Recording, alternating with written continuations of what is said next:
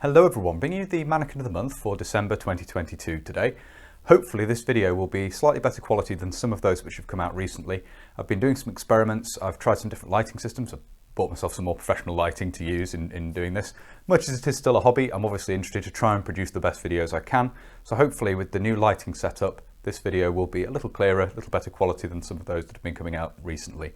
It's the first time using it, so first time using it to make a video for the channel rather than just doing a few little experiments. So hopefully the results will be somewhat better than some of the videos which have been produced recently. Obviously it also allows me a bit more freedom to film, obviously at different times of day, just have proper lighting means I'm not beholden to try to film when there's a bit of daylight around and so on, so it makes things a lot easier as well. Getting into the main topic of the video, the topic we're going to talk about today, of course, was chosen via a poll over on Patreon, as is usual. In fact, there was a draw on the poll, so there'll be a bonus Mannequin video later in the month as well. I'll leave you guessing as to what that's going to cover. What we're looking at in this video is the kit of a British soldier involved in NBC training in the early to mid 1970s. So this draws together a lot of kit we've already looked at. We have the S6 respirator, the suit, and obviously the web equipment, and we're going to talk about all of this in some detail. So on the Mannequin here, we'll start at the top as we normally do, and I'll talk about the suit, the hood, and the sort of jacket of the suit, the smock from the suit, in some detail to start with. This is still the CB suit, the Chemical and Biological Protective Suit, which of course is the progenitor of the NBC suit. It differs from the later patterns of NBC suit in that the hood is a separate item, referred to as the protector head and neck.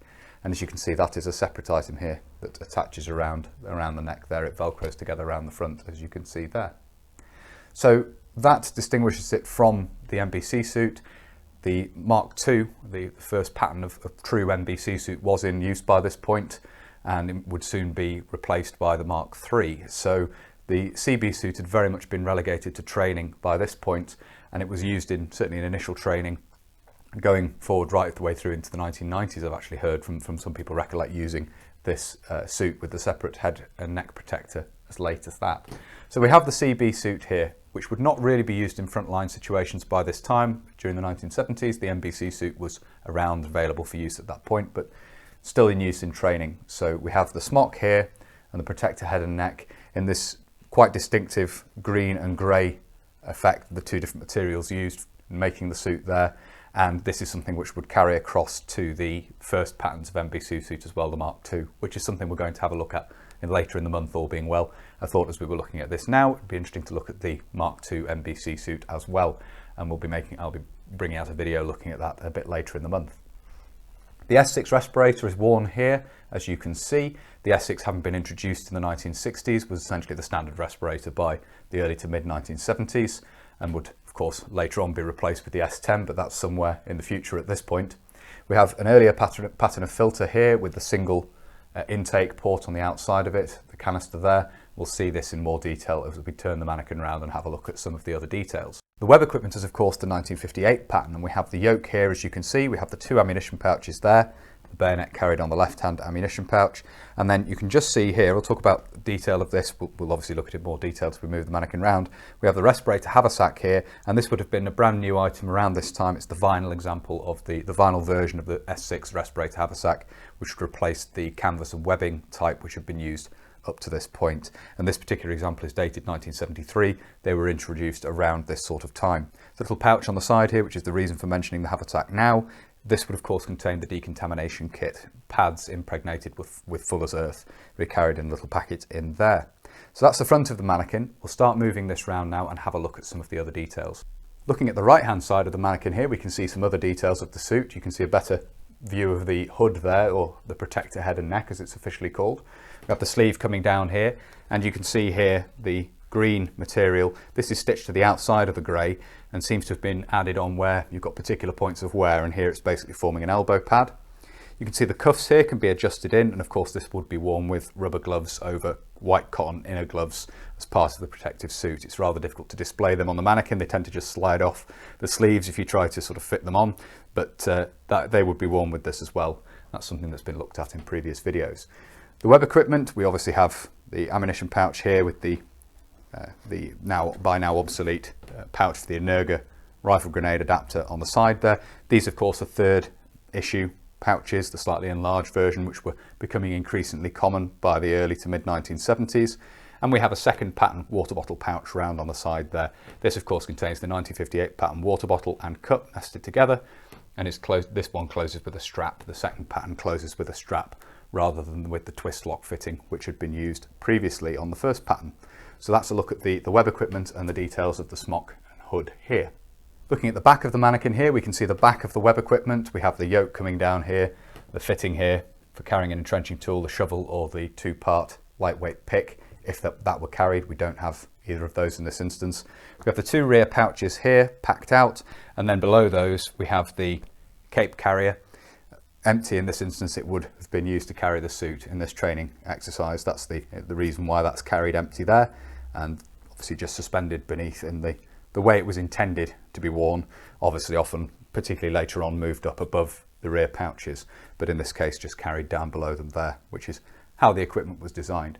Looking at the smock here, you can also see where the green fabric has been added on across the back here as well, and we've got more details of the hood here. No helmet worn in this instance, which is something I didn't mention earlier on. It's not uncommon to see in NBC training exercises at this time, helmet is not worn. It could be worn, of course, over the hood and with the chin strap looping round underneath. That's something that is possible with this design. You can wear a helmet with it, of course. In this instance, we don't have one. And this rather nicely illustrates one feature of the CB suit which would carry across to the NBC suits, is the fact that when the hood is folded, you get this sort of ridge down the middle, which means when it's worn, it tends to stand up like this. And this is where the nickname for these and the NBC suits comes from, that being Noddy suit. Now, Noddy, for those who aren't from the UK, was a children's character, a children's story character, basically a little gnome or elf who wore a pointed hat, as you would see in Garden Gnomes, for example, that sort of thing. And that's where the name Noddy suit comes from, which is a very appropriate nickname for this, as you can see here. So the final thing to look at is the left-hand side of the mannequin here, and we've got a couple of points to talk about here. The first one being the canister. This is an early example of the S6 canister. It has a single large opening in the centre, as opposed to the later design, which had multiple small openings around the periphery of the canister. I believe this particular example is dated 1969, so that detail of the canister there. And then if I lift the arm out of the way, you can see here the respirator haversack carried on the belt. This does have its own shoulder strap, but is carried on the belt in this instance. And these were, well, this would have been a new piece of kit at the time, a newly issued piece of kit, and this replaced the preceding canvas and webbing haversack for the S6. One improvement was you can now carry a spare canister in here. It's just a lot more generous in terms of proportions and has various separate compartments for carrying the items of NBC kit at the time, decontamination kits, combo pens and so forth. So that's the respirator haversack carried down on the belt here, as you can see. So there we are. I hope you found it interesting looking at this. As I say, it's quite interesting to see the CB suit still in use for training at this time, and obviously to hear of people's experience using it much later on as well in training scenarios. Obviously very outdated by the 1990s, which is when some people recollect it still being in use. Several marks of NBC suit had appeared by that point. But as I say, the CB suit itself, which is something I have covered in more detail on the channel previously, is quite interesting in and of itself as the progenitor of the NBC suit, sort of the first try at this sort of protective clothing. And I thought it would be interesting, as I say, to look at this on the mannequin with a set of equipment. Just for point of interest, the respirator is held in place there. The head harness has been carefully pinned onto the polystyrene of the mannequin, so it's just balanced up there. And I don't think it's shifted too much during the course of the video, so that's worked quite well.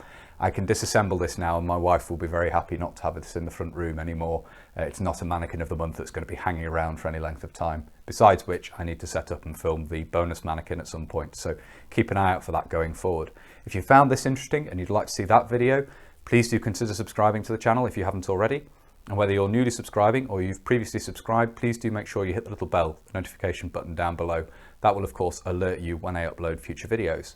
If you really like my uploads and you would like to support the channel, you can. Both Patreon and PayPal are linked down below. And of course the corporal tier over on Patreon gives you the opportunity each month to vote on the topic that's going to be covered in Mannequin of the Month. There are generally 3 options, and you have a vote. If you're part of the corporal tier over on Patreon, you get to help choose what's going to be covered each month. If you'd like to follow the channel on social media, where there will of course be photographs of this posted up as well, Facebook, Instagram and Twitter are all linked down below.